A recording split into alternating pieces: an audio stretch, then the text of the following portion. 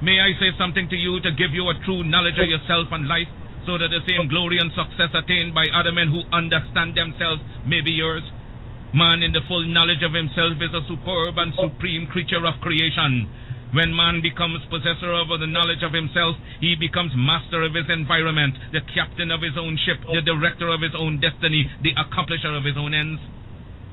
Man should understand himself because man is full of knowledge, and this knowledge is a gift of nature.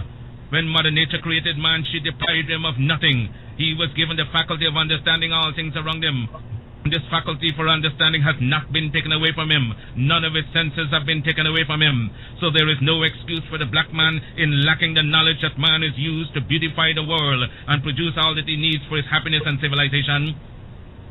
Look the world over, and whatever you see in it that is pleasing to man, contributing to man's comfort, to his needs and to his satisfaction, it is but the work of man. Man blessed with the knowledge of himself and the understanding of all things around him. If you are able to live with the knowledge of yourself and with the greater knowledge of nature, you must know what is good and what is not. You must know what is finite. You must know that which is material, physical, and otherwise is at your disposal to create or otherwise use. If we leave America and go over to the east to Japan, they will be telling their fellow citizens of Japan of the wonderful accomplishments of the Japanese people, proving that man is moving onward as time moves on. But you have hated yourselves as you have done in previous years.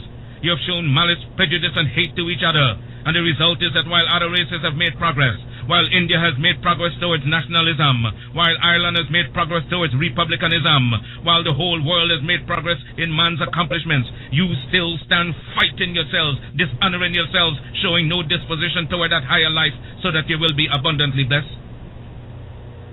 So reflect and think that you were created for some purpose other than exhibiting malice toward your neighbor or fellow men of your own race. What a pity it is that we cannot stand united without a written law. There is no written law compelling other races to stand together. They are brought together by the gentle touch of nature. The unwritten law of nature causes them to stand together on all occasions. So wheresoever you find them in the field, that one gentle touch of nature causes them to stand together, if need be, die together. But with the black man, you can preach to him from the pulpits. You lecture from the platforms, from the byways and the hedges. The spirit of cooperation, but he will not cooperate. You talk to him gently, you try talking harshly to him, he still will not cooperate. The result is that he falls prey to those who understand themselves and walk through the world making you their serfs and slaves. You must acquire an understanding of yourselves. Look around you. See the smiling pictures of nature, the beautiful hedges, the wonderful mountains, the wonderful vegetation all around. But because of your disposition to each other, you live in suffering, in want, in penury, and in debt. You lack the gentle touch of nature, love for each other. You hate yourselves. Black men, and what is wrong with you? Why have you no affection for yourselves? Could I hope to see you living among yourselves as the people I've spoken of? Living in charity, love, and in sympathy with each other? It can be done. I wonder if you will adapt that course. Isn't it easier to enjoy prosperity than to live in ignorance and darkness? Why select the worst out of nature? Nature never gave pain, suffering, and death to the world. It was man himself who selected death, pain, and sorrow. I wonder if I cannot inspire you to select between good and evil. Let me impress upon you once again that whatsoever your hardships may be, whatsoever your difficulties in life, they are your own selection. And so if you encourage them, if you husband them and take them to your bosom, they will abide with you.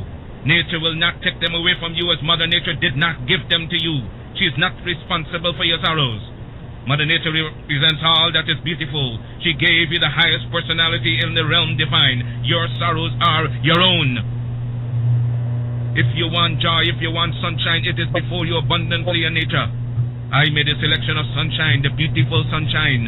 I made a selection to laugh with the moon, to laugh with the stars, and sing with the birds of the forest and of the wilderness, to join in the rhythmic music of the winds that sing from east to west and from north to south. Had I selected sorrow, I would have been dead a long time ago, and been without that which would send me into the presence of the divine, because I would have lived not with the knowledge that is divine. We must acquire the higher knowledge of life.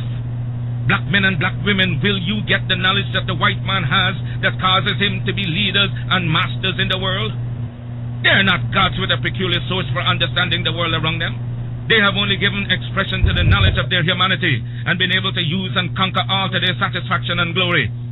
And that is why they are always greater than you in every community that you find them. Isn't it strange that wheresoever the white man is found, he takes precedence over you? Why is that so? Answer that for yourselves, black men and black women. Wheresoever you come in contact with the white man, you always have to go down in defeat before him. Whether it be in England, in France, or in America, you always have to go down to the white man, and yet he has 2 eyes, 2 feet, 2 hands, same passions, same senses and feelings as you have. Your feet are not put on opposite sides, nor your hands turned around the other way. But it's because you fail to use your will, your knowledge, and your mental faculties to the point where you will enjoy life around you. I'm only here and not in the gutters and in the pond of despair because I use my intelligence. And I swear that no man alive shall ever use his intelligence in understanding the works of nature more than I. I shall rise as high as he ascends. I shall meet him on the same platform of mental equality and fight him till thy kingdom come, because nature created us equal. I want you to make up your mind as I've made up my mind years ago.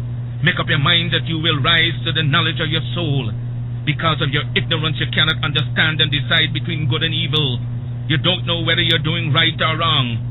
With a greater knowledge of life, you're able to appreciate all things around you. I'm able to gather you here because I understand you.